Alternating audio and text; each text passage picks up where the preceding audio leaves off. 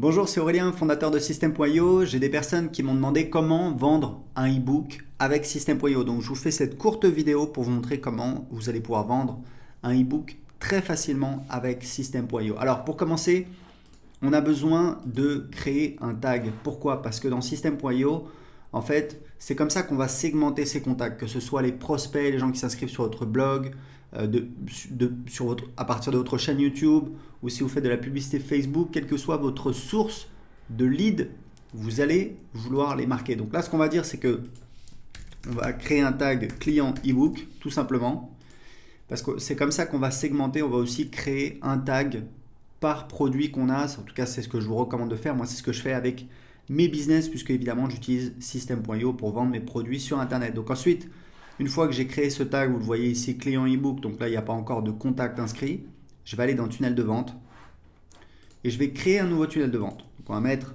vente ebook.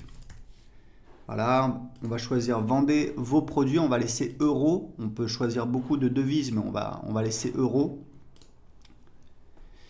Voilà, donc là j'ai un tunnel vraiment très très simple avec seulement une page de paiement. Vous voyez, la page de paiement, elle est ici. Je peux choisir le template. Donc moi, j'aime bien ce template-là. C'est celui que j'utilise la plupart du temps. Voilà. Donc on peut, si vous voulez voir le template rapidement, voilà à quoi ça ressemble. Hop, hop, hop. On peut absolument changer tout ce qu'on veut. Donc je vais revenir en arrière. La page de remerciement, alors moi, j'aime bien cette page-là. Voilà.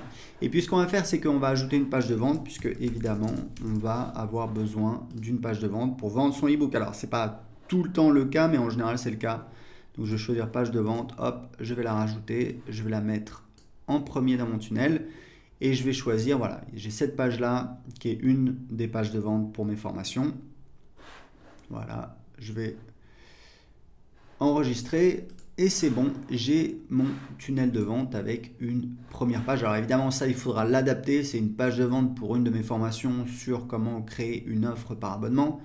Donc ce qu'on va faire, c'est que on va juste laisser ça comme ça. Mais je vais vous montrer la configuration. En fait, le truc, c'est que quand vous vendez votre e-book, vous avez besoin d'envoyer l'e-book, de donner accès à l'e-book à vos acheteurs. Donc en fait, pour ça, dans System.io, en théorie, il y a plusieurs solutions.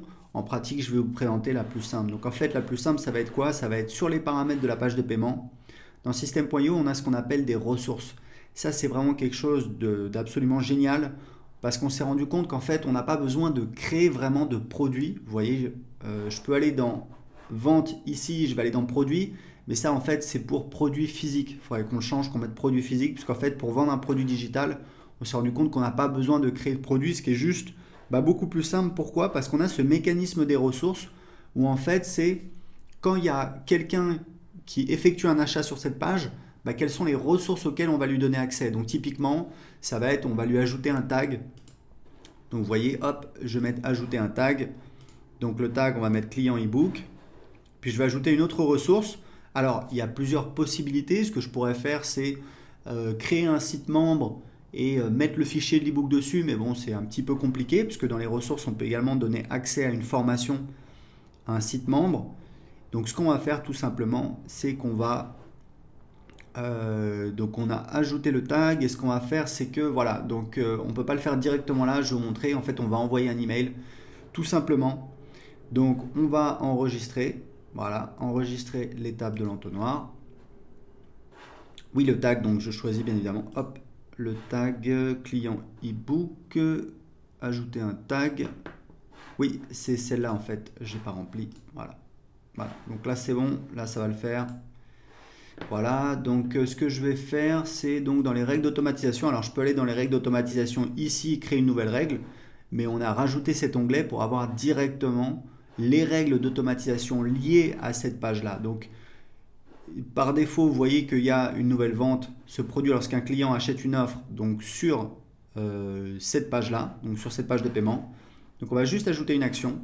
Donc là, on peut faire plein de choses. On pourrait également inscrire la personne à une campagne email, donc ajouter un tag évidemment. Et là, on a des choses assez sympas, c'est qu'on va pouvoir envoyer un email à l'acheteur, à la personne qui vient de s'inscrire. envoyer un email à une adresse spécifique, c'est-à-dire à une autre personne, par exemple, si vous avez, je ne sais pas moi, un commercial dans votre équipe, hop, vous pouvez créer un email.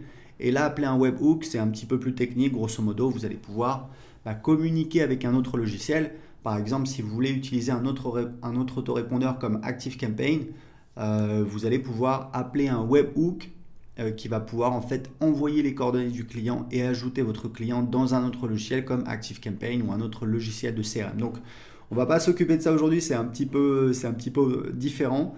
On va tout simplement envoyer un email. Donc là, on va créer l'email. Donc, votre ebook.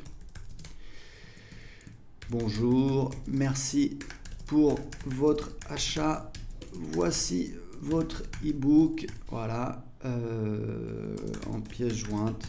Alors, vous pouvez mettre un lien également, évidemment. Voilà, vous mettre cordialement XXX. Voilà. Et puis là, vous allez ajouter une pièce jointe. Vous pouvez changer le nom de l'expéditeur. Alors, on va mettre très simple, Aurélien system.io.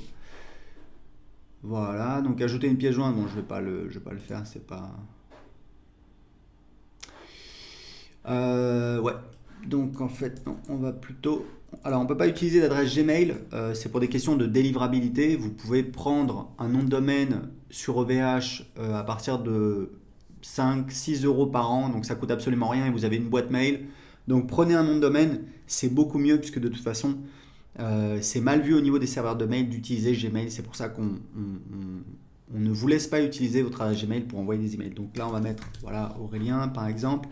J'ai mis une adresse avec mon propre nom de domaine et donc je vais pouvoir cliquer ici sur enregistrer. Alors oui, il me dit vous pouvez pas utiliser cette adresse email parce qu'en fait c'est voilà, c'est system.io, donc on va mettre system voilà tutu.io, oui, puisque c'est notre nom de domaine, donc voilà, on ne laisse pas les gens utiliser une adresse.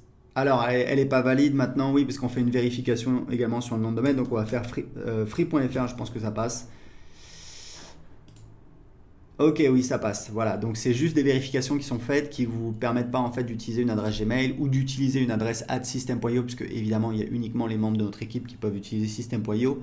Également d'autres validations. Enfin bon, bref, je vais pas rentrer dans les détails, mais si vous prenez un nom de domaine chez OVH, ce qui coûte voilà quelques euros par an, vous prenez une boîte mail, hop, vous pouvez configurer tout de suite. Donc voilà, donc là on va sauvegarder la règle.